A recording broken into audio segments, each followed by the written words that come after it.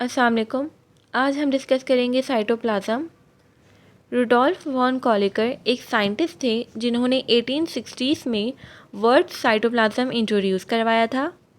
वो मटेरियल जो cell membrane और न्यूक्लियर मेम्ब्रेन के बीच में है उसे साइटोप्लाज्म कहते हैं। कुछ सेल्स में ये साइटोप्लाज्म डिस्टिंग्विश हुआ होता है दो रीजन्स में, एक साइटोजेल और दूसरा cytosol. Cytogel outer clear part है जो प्लाज्मा मेम्ब्रेन यानी सेल मेम्ब्रेन के पास वाले हिस्से में होता है। ये विस्कस होता है यानी गाढ़ा होता है और इसे एक्टोप्लाज्म भी कहते हैं। दूसरा पार्ट है साइटोसोल।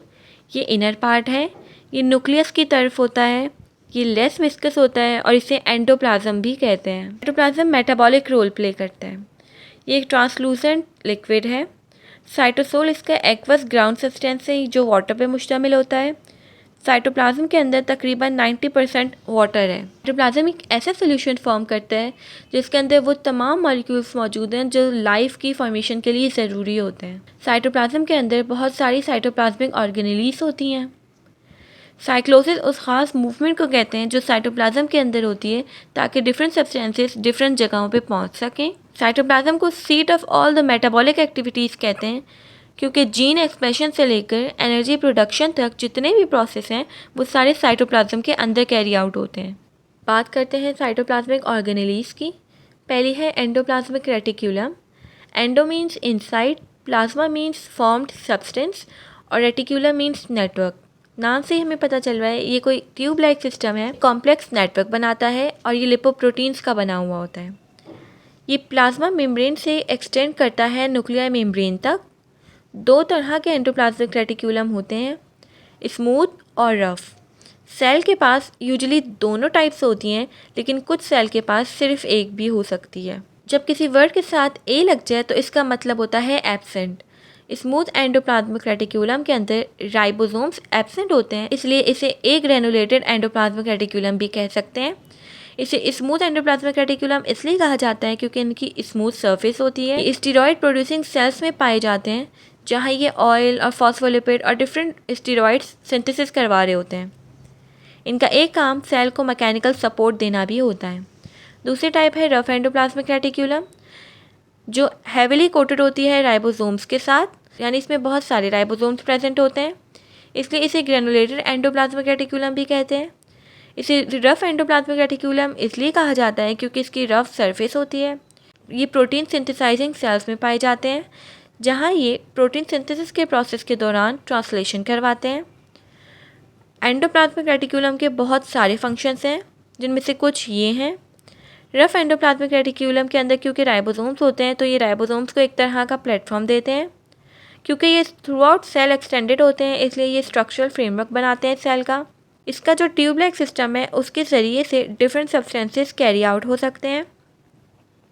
जो हार्मफुल ड्रग्स होते हैं जैसे मेडिसिन्स हो गई, अल्कोहल हो गया, एंडोप्लाज्मिक रेटिक्यूलम उसकी डिटॉक्सिफिकेशन करवाता है। Smooth endoplasmic reticulum calcium ions release करवाता है।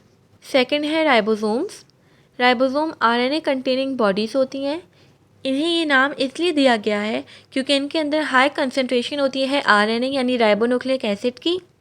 ये स्मॉल होती हैं, स्फेरिकल होती हैं यानी सर्कल शेप में होती हैं और ग्रैनुलर होती हैं। इनके बाहर कोई मेम्ब्रेन नहीं होती इसलिए इन्हें नॉन मेम्ब्रेनस कहा जाता है। राइबोसोम्स को साइट्स ऑफ प्रोटीन सिंथेसिस या प्रोटीन फैक्ट्रीज भी कहते हैं क्योंकि ये इन्वॉल्व होती हैं प्रोटीन सिंथेसिस के प्रोसेस में। दो तरह के सेल होते हैं, प्रोकैरियोटिक और यूकैरियोटिक। प्रोकैरियोटिक सेल में राइबोसोम्स फ्रीली डिस्पर्स होती हैं साइटोप्लाज्म में और यूकैरियोटिक में राइबोसोम्स फ्रीली डिस्पर्स नहीं होती बल्कि एंडोप्लाज्मिक रेटिक्यूलम के साथ अटैच्ड होती हैं। राइबोसोम दो अनइक्वल यूनिट से बनता है जिन्हें सब यूनिट्स कहते हैं। लार्जर सब यूनिट डोम शेप्ड होता है यानी गुंबद जैसा और स्मॉलर सब यूनिट एक तरह से कैप बनाता है लार्जर सब यूनिट पर। मैग्नीशियम आयंस की मदद से दोनों यूनिट्स जुड़े हुए होते हैं, अटैच्ड होते हैं। सेफबर्ग यूनिट्स एक तरह का मीन्स है साइटोप्लाज्मिक ऑर्गेनेलीज के साइज को मेजर करने के लिए। राइबोसोम्स का जो लार्जर सब यूनिट है वो 60S का होता है और जो स्मॉलर सब यूनिट है वो 40S का होता है। इस तरह यूकैरियोटिक राइबोसोम 80S का होता है और प्रोकैरियोटिक राइबोसोम 70S का होता है। राइबोसोम के अंदर 50 या 50 से भी ज़्यादा डिफरेंट काइंड्स ऑफ प्रोटीन्स होती हैं। राइबोसोम के अंदर बेसिकली 60% प्रोटीन और 40% आरएनए होता है। राइबोसोम मैन्युफैक्चर होती हैं न्यूक्लियोलस में, जहाँ से न्यूक्लियर पोर्स के ज़रिए ये ट्रांसफ़र हो जाती हैं साइटोप्लाज्म में। थर्ड है गोल्जी कॉम्प्लेक्स। कैमिलो गोल्जी एक साइंटिस्ट थे जिन्होंने 1898 में गोल्जी कॉम्प्लेक्स को डिस्कवर किया था। इसको गोल्जी अपरेटस, गोल्जी बॉडीज़ या गोल्जीसोम्स कह सकते हैं। ये एक तरह का कैनालिक्यूलर स्ट्रक्चर है जिसमें बोरियां होती हैं, जिसमें सेक्स होते हैं। यूँ कहा जा सकता है कि इसके पास parallel arrange flattened membrane bound vesicles होती हैं जो राइबोसोम्स के बगैर होती हैं। ये बनता है स्मूथ एंडोप्लाज्मिक रेटिक्यूलम से। ये तमाम यूकैरियोटिक सेल्स में प्रेजेंट होता है। गोल्जी कॉम्प्लेक्स डिस्क शेप्ड होता है और इसके अंदर central flattened plate like compartments होते हैं जिसे सिस्टर्नी कहते हैं। गोल्जी कॉम्प्लेक्स के दो फेसेस होते हैं, एक सिस फेस और एक दूसरा trans face. Cis face outer face होता है और फॉर्मिंग फेस होता है। ये कॉन्वेक्स होता है और इसका फेस न्यूक्लियस की तरफ होता है। ट्रांस फेस इनर होता है, मैच्योरिंग फेस होता है और ये कॉनकेव होता है। फंक्शंस की बात कर लेते हैं। वो सेल्स जो ग्लैंड्स बना रहे हैं गोल्जी कॉम्प्लेक्स उनमें बहुत प्रोमिनेंट होता है।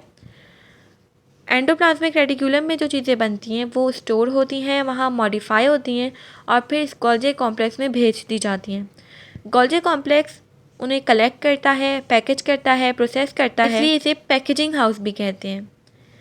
बहुत सारे कॉन्जुगेटेड मॉलिक्यूल्स ऐसे हैं जो गोल्जी कॉम्प्लेक्स के अंदर फॉर्म होते हैं। अल्लाह हाफिज़।